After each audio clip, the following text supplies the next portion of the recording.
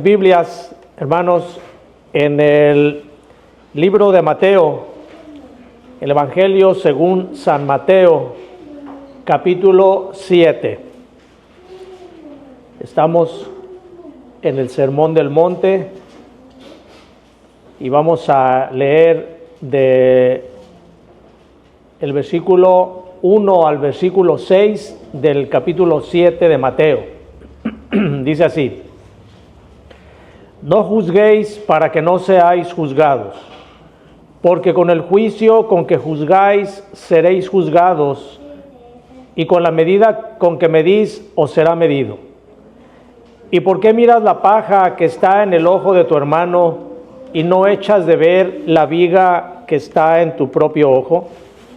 ¿O cómo dirás a tu hermano: déjame sacar la paja de tu ojo, y he aquí la viga en el ojo tuyo? Hipócrita, saca primero la viga de tu propio ojo, y entonces verás bien para sacar la paja del ojo de tu hermano. No deis lo santo a los perros, ni echéis vuestras perlas delante de los cerdos, no sea que las pisoteen y se vuelvan y os despedacen. Este pasaje es a menudo muy mal interpretado. Es como si el Señor Jesucristo estuviera prohibiendo absolutamente todo tipo de juicio. Y cuando algún hermano sincero, algún hermano en amor, desea corregir a alguien, inmediatamente le contestan: tú no eres nadie para corregirme, tú no eres nadie para juzgarme, así que no me juzgues. Sin embargo, la Escritura nos muestra que Cristo no está prohibiendo la corrección o la disciplina entre los hermanos. Lo que está haciendo nuestro Señor Jesucristo es calificar al disciplinador, vamos a decirlo así, al que está disciplinando, para que pueda estar en condiciones de disciplinar a una persona. Aquí lo que está haciendo nuestro Señor es llamándonos a una autorreflexión profunda antes de que nosotros podamos restaurar a un hermano. Y esto es para que la restauración que nosotros hagamos, la hagamos con la misma gracia en que nosotros fuimos salvados. Porque es únicamente por medio de la gracia de nuestro Señor Jesucristo que nos puede llevar a una autocrítica honesta, para que de esa manera nosotros podamos llegar a ser instrumentos que sirvan para restaurar a alguien. Si utilizáramos términos médicos, pudiéramos decir que para que nosotros pudiéramos dar algún remedio, primeramente tenemos que hacernos un diagnóstico de nuestro propio corazón. Y esto es, hermanos, porque nuestra naturaleza humana, nuestra naturaleza pecaminosa, nuestra naturaleza caída, es muy común que nosotros veamos el pecado de otra persona como una ofrenda o como una afrenta que debe de ser castigada de inmediato, pero nos olvidamos de cómo estamos nosotros en nuestro propio corazón.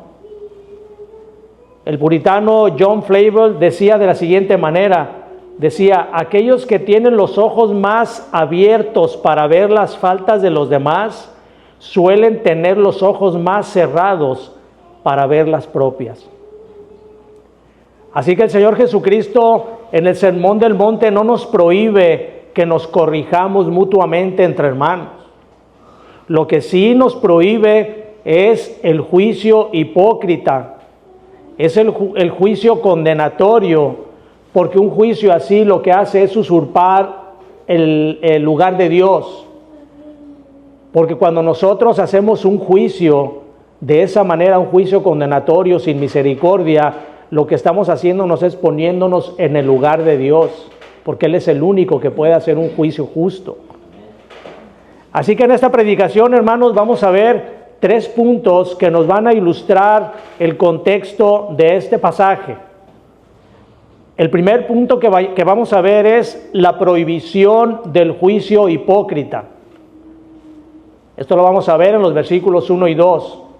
El segundo punto veremos el orden de la autoevaluación. Y lo vamos a ver en los versículos 3 y 5. Y finalmente veremos el punto 3, el llamado del discernimiento santo, que lo encontramos en el versículo 6. Vamos a orar entonces, hermanos, para comenzar este estudio. Bendito Padre, qué bueno eres, Señor. Qué bueno eres porque eres misericordioso. Porque aun sin nosotros merecerlo, tú tuviste misericordia y nos diste vida eterna. Queremos pedirte en esta mañana que nos hagas poner atención a esto, Señor, quitándonos toda distracción, todo pensamiento, cualquier cosa que pudiera evitar que lo hagamos, porque tienes un mensaje muy importante para nosotros como personas, como iglesia. El que podamos ser humildes para restaurar, pero también humildes para recibir la corrección. Te pedimos, Señor, todo esto en el bendito nombre de nuestro precioso Salvador Jesucristo. Amén. El punto número 1 que vamos a ver, hermanos, entonces es la prohibición del juicio hipócrita. Dice el versículo 1 y 2. No juzguéis para que no seáis juzgados, porque con el juicio con que juzgáis seréis juzgados, y con la medida con que medís os será medido. La palabra juzgar aquí no se refiere en este contexto a que no debemos de juzgar. Tenemos que poner mucha atención en qué es a lo que se refiere la palabra juzgar aquí. No se refiere a que nosotros no debamos usar nuestro discernimiento para saber lo que está bien y lo que está mal, para saber lo que está correcto y lo que está incorrecto, para saber cuándo se está actuando con un pecado. A lo que se refiere aquí es a que no debemos emitir un juicio condenatorio haciéndolo con una severidad excesiva, con una autocrítica y con una hipercrítica y con una arrogancia. Porque cuando juzgamos de esta manera, lo que estamos haciendo es ponernos nosotros el papel de juez supremo. Estamos poniéndonos nosotros en el lugar que únicamente Dios puede ocupar. Estamos ignorando nuestra necesidad de la misericordia que nosotros también tenemos. El apóstol Santiago define muy claramente esto en el capítulo 4 de Santiago. Vayan ahí, hermanos, al capítulo 4 de la carta del apóstol Santiago, y vamos a ver en los versículos 11 y 12 cómo define claramente el apóstol Santiago esto que estamos comentando. Santiago, capítulo 4, versículos 11 y 12, dice: hermanos, no murmuréis los unos de los otros. El que murmura de su hermano y juzga a su hermano, murmura de la ley y juzga a la ley. Pero si tú juzgas a la ley, no eres hacedor de la ley, sino juez. Uno solo es dador de la ley, que puede salvar y perder. Pero tú, ¿quién eres para que juzgues a otro? Este pasaje aborda directamente la forma en que nos juzgamos unos a los otros. Santiago comienza con un mandato muy claro, que debemos de detener la difamación o el hablar mal de las personas a espaldas de ellos. Y esto es porque la murmuración no solo daña la reputación de la otra persona, sino que también fractura la unidad y la confianza dentro de cualquier grupo o de cualquier comunidad, incluyendo a la iglesia. Es una situación muy peligrosa dentro de las comunidades o de familiares o inclusive dentro de la iglesia, el que nosotros nos dediquemos a murmurar o el hablar mal de las otras personas. Aunque para nosotros la otra persona esté cometiendo alguna falta, debemos de hacerlo el juicio, como vamos a ver, pero con un juicio justo. Porque Santiago dice que el juzgar a otra persona es estar intentando suplantar a Dios. Y esta es quizá la advertencia más profunda que nos hace aquí el apóstol en este texto, porque aquí explica que cuando nosotros juzgamos y condenamos a alguien, nos estamos colocando por encima de la ley. Aquella ley que nos manda a amar al prójimo. Y por lo tanto estamos ocupando el lugar de Dios. Santiago nos recuerda que solo Dios tiene la autoridad absoluta para dictar las leyes, para evaluar el corazón de las personas, porque únicamente Dios tiene el panorama completo de las cosas. Únicamente Dios puede ver los corazones, no nosotros. Por eso nosotros debemos de tener mucho cuidado en juzgar, porque únicamente Dios puede emitir un juicio con perfección, no nosotros, pero Él sí. El versículo de aquí de Santiago termina con una pregunta que nos confronta y nos dice: ¿quién eres tú para juzgar a tu prójimo? Esto lo que hace es invitarnos a mirar en nuestras propias limitaciones, nuestras faltas, nuestras debilidades, antes de señalar las debilidades ajenas. Nos enseña que debemos evaluarnos primeramente nosotros antes de buscar evaluar a los demás. Nos enseña también que la verdadera madurez espiritual y humana se demuestra cuando cambiamos nosotros la crítica por una empatía, por un amor. Cuando reconocemos que la tarea de juzgar le corresponde únicamente a Dios. Ahora, hermanos, debemos de tener muy en claro que Dios no prohíbe, a pesar de las palabras que estamos leyendo, Dios no prohíbe hacer todo tipo de juicio, no nos prohíbe hacer todo tipo de juicio. Lo que prohíbe es este tipo de juicio del que está hablando el apóstol Santiago.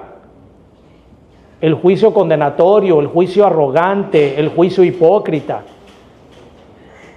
Porque existen algunos juicios que sí se nos permite hacer y en los cuales Dios nos pide que usemos el buen juicio y el discernimiento. Por ejemplo, nosotros podemos evaluar las acciones o los frutos de las personas. Jesús nos dice en Mateo 7:16, por sus frutos los conoceréis. Nosotros no podemos evaluar o hacer un juicio sobre el corazón de una persona porque no conocemos el corazón. Pero sí podemos emitir juicio cuando una acción es correcta o cuando una acción es incorrecta.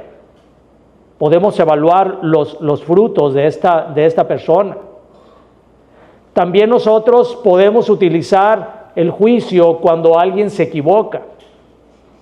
En Gálatas capítulo 6, versículo 1, se nos pide que si alguien cae en una falta, los que son espirituales, dice la palabra, lo restauren, pero ¿cómo? Con espíritu de mansedumbre.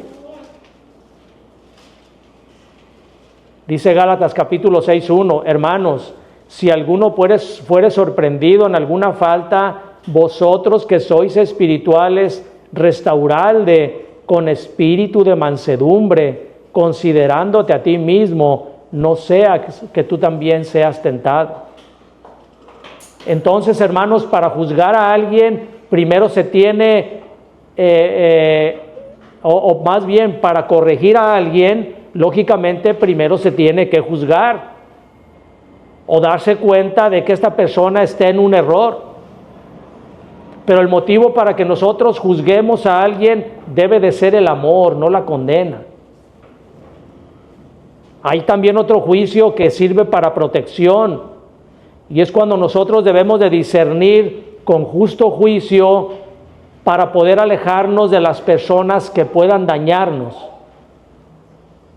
o personas que nos puedan llevar a situaciones peligrosas. Así que la diferencia, hermanos, de juzgar está en el corazón y en la intención con el cual nosotros queramos hacer ese juicio. El juicio que la Escritura prohíbe es aquel que busca derribar a otra persona desde el punto de vista de la superioridad. Cuando nosotros nos creemos moralmente superiores a los demás.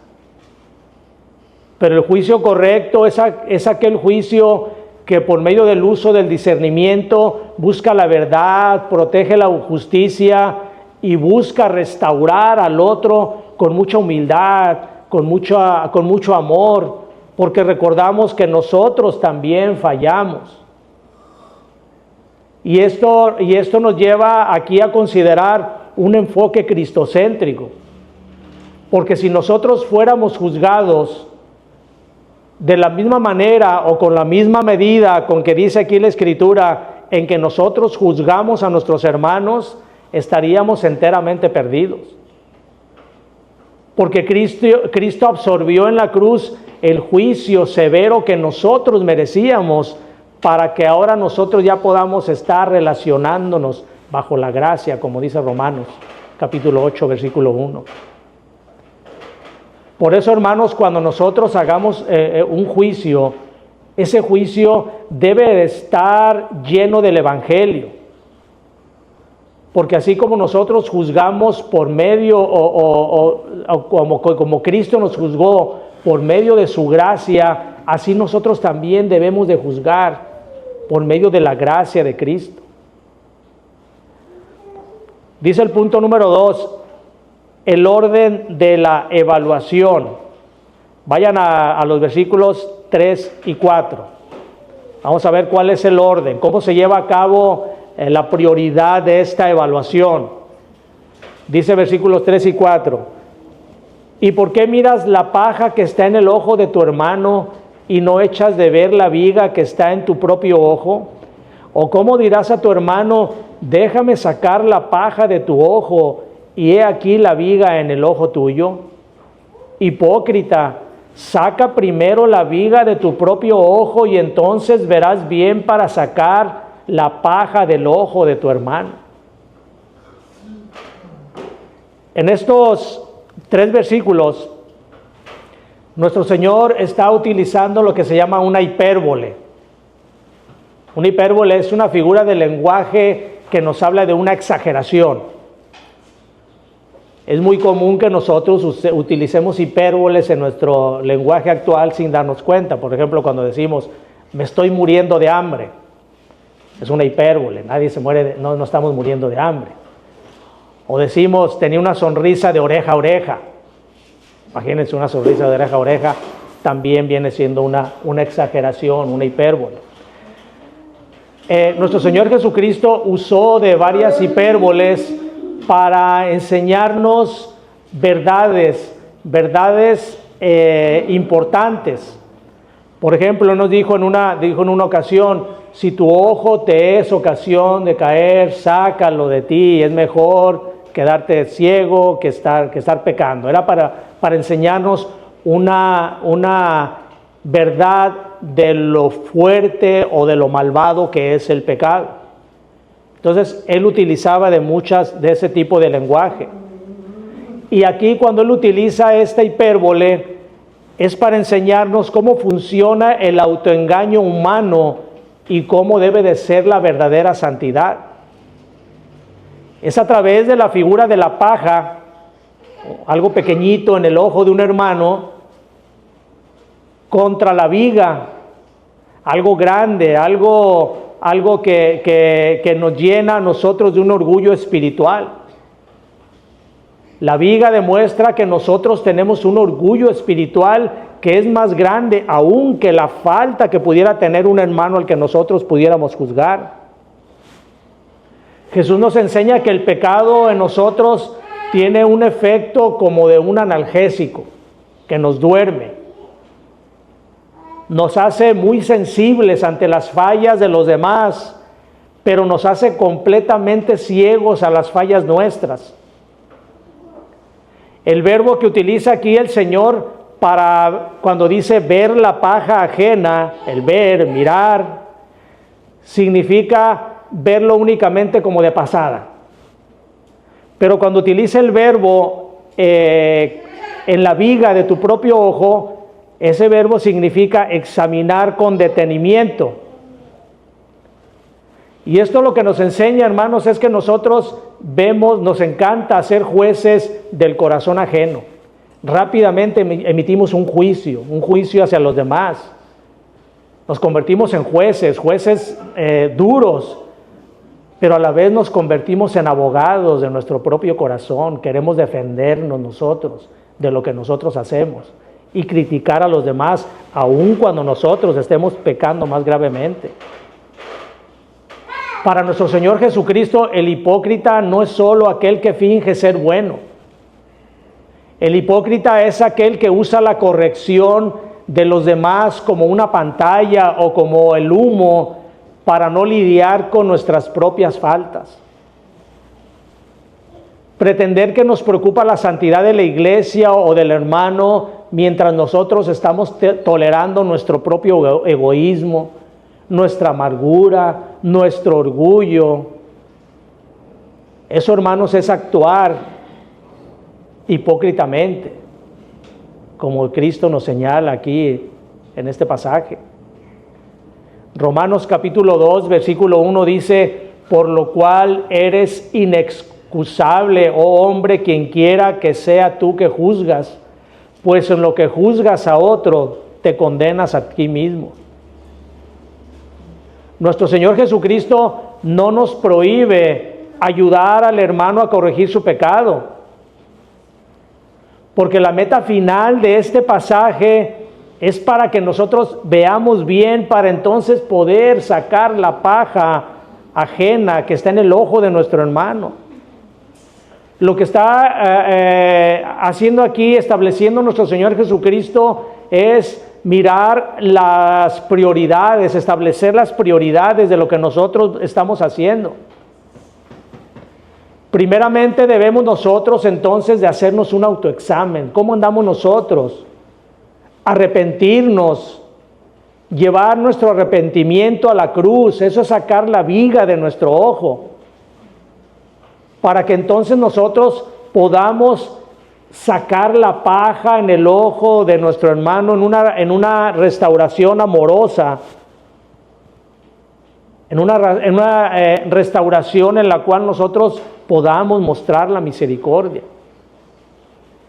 Porque si usted intenta sacar la astilla pequeñita que está en el ojo de su hermano, pero usted tiene una viga en su ojo, lo único que va a hacer es lastimarlo y lo va a dejar ciego. Quitar una paja del ojo de alguien requiere un pulso firme, requiere un cuidado extremo, una suavidad, una paciencia y un amor. No se puede quitar una paja en el ojo ajeno a base de golpes. Jesús nos enseña que solo cuando hemos pasado por el doloroso proceso de confesar nuestros propios pecados graves y hemos experimentado la gracia de Dios, entonces recibimos una visión clara para restaurar con humildad y con ternura al hermano que ha caído. Es muy fácil, hermanos, es muy fácil cuando nosotros estamos viendo los pecados de los demás. Y es muy común que lo hagamos.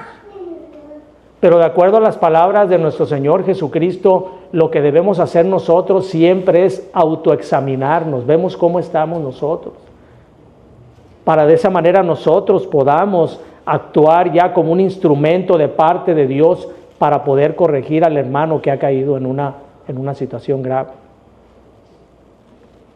Y pasamos aquí al punto número 3, que es el llamado al discernimiento santo. Vayan al versículo 6 del mismo capítulo que estamos leyendo. Versículo 6 dice: no deis lo santo a los perros, ni echéis vuestras perlas delante de los cerdos, no sea que las pisoteen y se vuelvan y os despedacen. Este pasaje es un pasaje muy profundo y muy interesante que a menudo también es mal interpretado.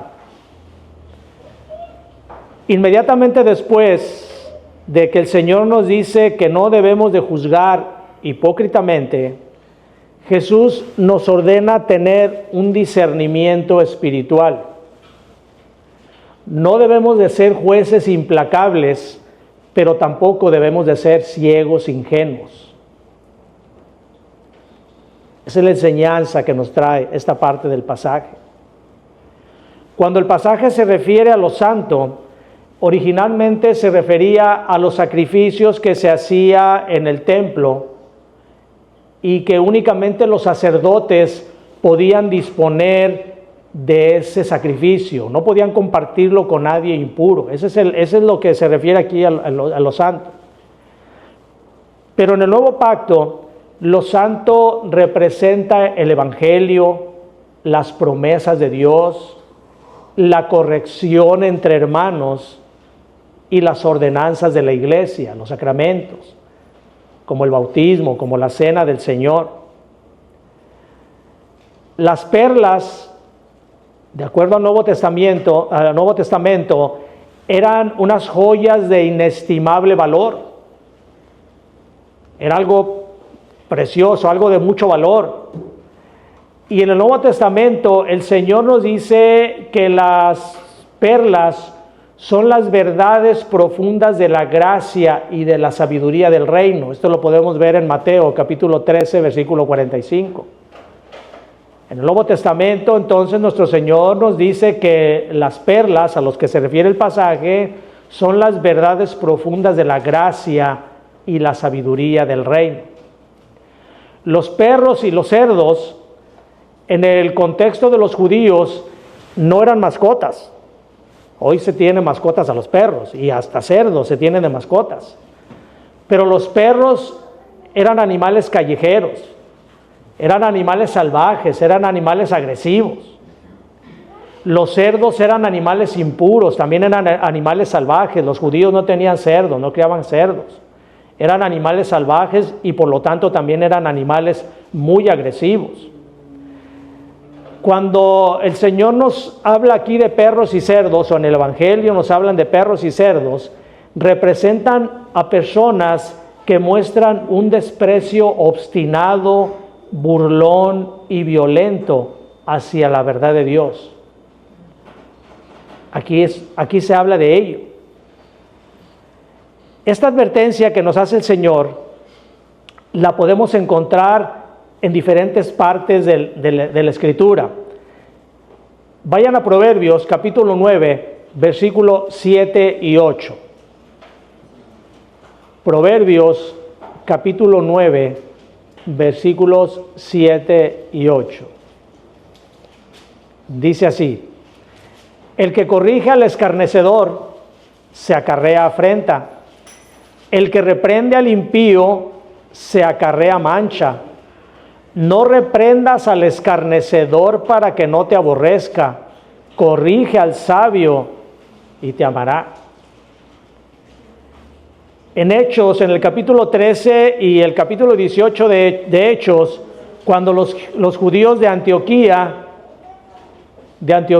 y de Corintio respondieron con blasfemia y contradicciones al Evangelio, el apóstol Pablo se sacudió las ropas y dijo: vuestra sangre sea sobre vuestra cabeza, yo limpio, desde ahora me iré a los gentiles. Él sabía, el apóstol Pablo sabía a quiénes debía predicar el Evangelio, en qué momento debía de detenerse de predicar el Evangelio. En 2 de Pedro, capítulo 2, versículo 22, el apóstol utiliza exactamente los mismos dos animales para describir a los apóstatas que, habiendo conocido la verdad, la desprecian. Dice en 2 de Pedro 2, 22, el perro vuelve a su vómito y la puerca lavada a revolcarse en el cieno. Para que podamos nosotros, hermanos, entender el concepto de este pasaje, he tomado algunos comentarios reformados y puritanos que me gustaría leerles porque nos van a traer mucha luz a lo que está hablando aquí este capítulo, esta parte de la Escritura. Dice Juan Calvino, enfatiza que este pasaje no nos llama a no compartir el Evangelio. No debemos de confundirnos. No nos dice que no debemos de compartir el Evangelio porque nos dé temor o porque nos dé vergüenza hacerlo. Lo que hace esta parte del pasaje es que nos llama a proteger la gloria de Dios de la blasfemia deliberada. Juan Calvino dice así: por perros y cerdos, el Señor no se refiere simplemente a los pecadores o a los no creyentes, sino a aquellos que han manifestado una hostilidad incurable y un desprecio manifiesto por las cosas divinas. Continuar ofreciendo las promesas de la gracia a quienes no solamente responden con burlas y rabia no es amor, sino una profanación del nombre de Dios y una exposición innecesaria del ministro al peligro. Debemos tener mucho cuidado en esto, hermanos. Debemos de tener discernimiento cuando estemos compartiendo el Evangelio, cuando una persona reacciona de esta manera. Porque no únicamente estamos permitiendo que el nombre de Dios sea blasfemado, sino que nos exponemos al peligro, como dice aquí la Escritura, al peligro de una acción violenta. Calvino aquí argumenta que debemos predicar a todos, de entrada debemos de predicarle a todos, pero si encontramos una resistencia endurecida y maliciosa que pisotea la verdad, la prudencia debe de detenernos. Matthew Henry, otro comentarista puritano, conecta este versículo con los 5 versículos anteriores de una forma muy sabia y dice así: se nos prohibió en los versículos anteriores juzgar a los hombres. Aquí se nos manda distinguirlos. Debemos cuidar de no pecar por un celo ciego. Hay un tiempo para hablar y un tiempo para callar. Las verdades más preciosas del Evangelio no deben ser expuestas al escarnio de los hombres abiertamente impíos. Lanzar perlas a los cerdos no los convertirá, solo los enfurecerá, porque ellos esperaban comida y tú les diste joyas. Al notar que no pueden comerlas, pisotearán la verdad y destruirán al mensajero.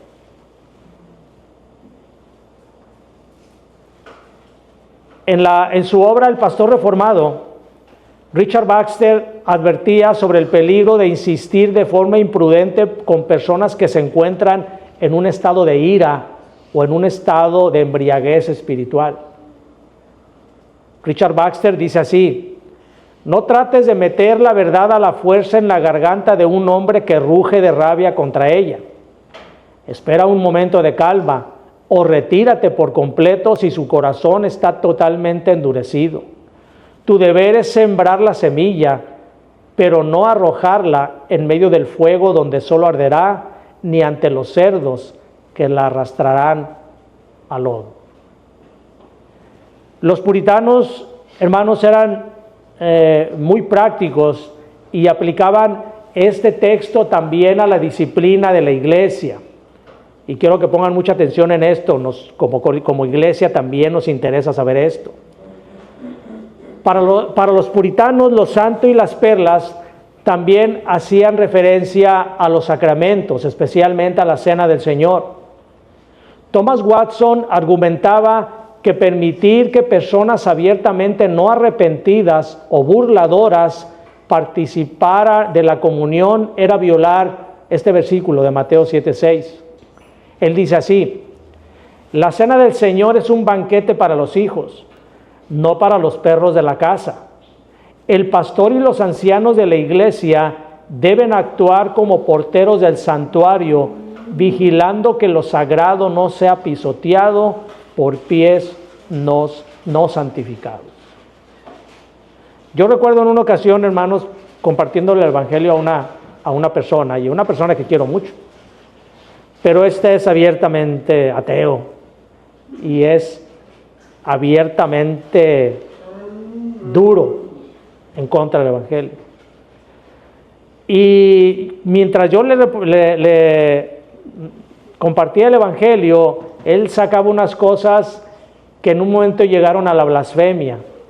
Y como yo le tengo mucho cariño a él, yo en un momento le dije, mira, mejor voy a detener esta plática, porque entre más te comparto, más te condenas, porque estás llegando ya a la blasfemia, ni siquiera tienes tu corazón abierto a recibir la verdad. Entonces, hermanos, esto debemos hacerlo también hasta por misericordia. Cuando usted comparte el Evangelio y vea que una persona está llegando a la blasfemia, deténgase. Eso no es amor. No es amor el estar insistiendo. Amor es detenerse. Una persona que no quiere recibirlo se va a voltear en contra de usted y va a blasfemar en contra de Dios, y por eso Cristo nos habla aquí, es estar aventando perlas delante de los cerdos. Son duras palabras, hermanos, pero así es el Evangelio. No puede entrar el Evangelio en un corazón que está endurecido. Así que debemos de actuar con discernimiento y con misericordia para que el nombre de Dios no sea pisoteado y no caigan más en condenación aquellas personas en que quizá Dios posteriormente les dé el arrepentimiento. Concluyo de la siguiente manera, hermanos. Las palabras de Jesús en este pasaje son cortantes, pero no buscan herirnos, lo que buscan es sanarnos.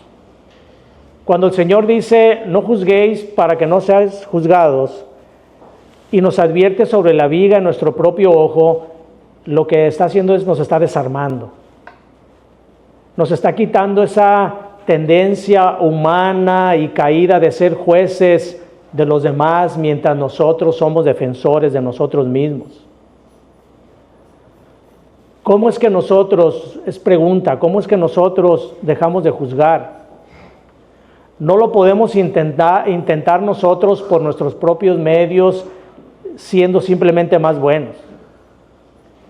La única manera de ser críticos es mirar a Cristo.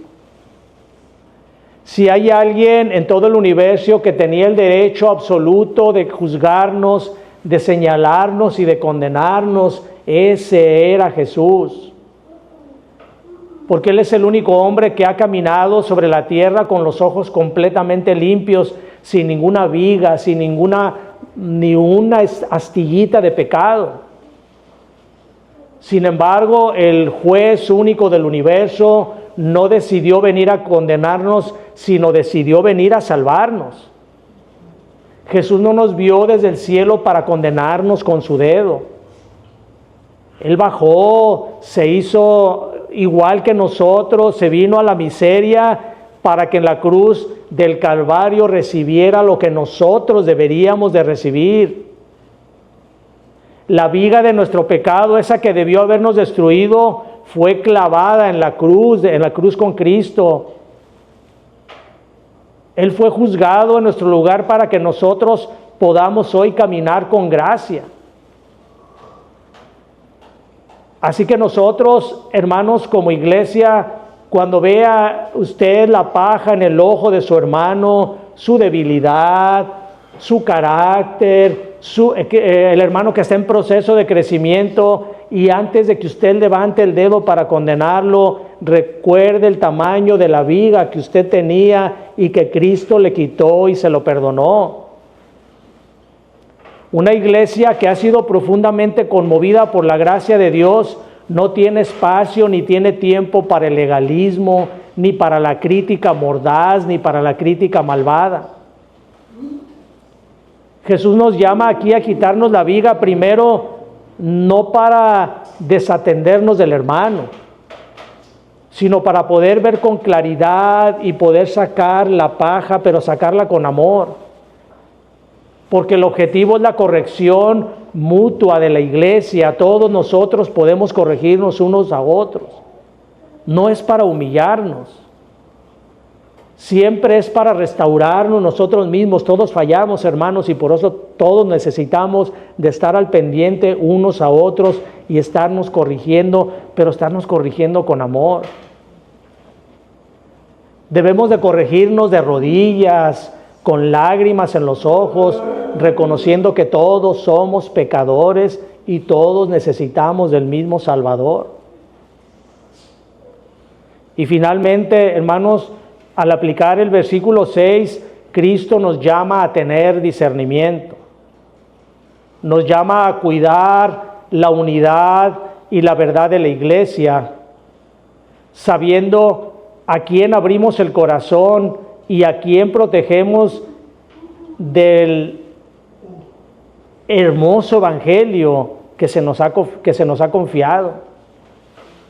Que no debemos de desperdiciar las perlas de la gracia en discusiones estériles con personas que únicamente quieren pisotear la verdad. Hermanos, que esta iglesia no sea un tribunal de justicia humana donde nos destruimos unos a otros, sino que sea un hospital de la gracia donde Cristo es el centro, donde el pecado se trata, pero se trata con seriedad, donde el pecador arrepentido siempre encuentre amor, siempre encuentre perdón y siempre encuentre restauración. Vayamos a mirar a aquel que nos amó primero. Vayamos a Él y pidámoslos que limpie nuestros ojos para poder ver bien a nuestros hermanos y amar a todos aquellos que nos rodean.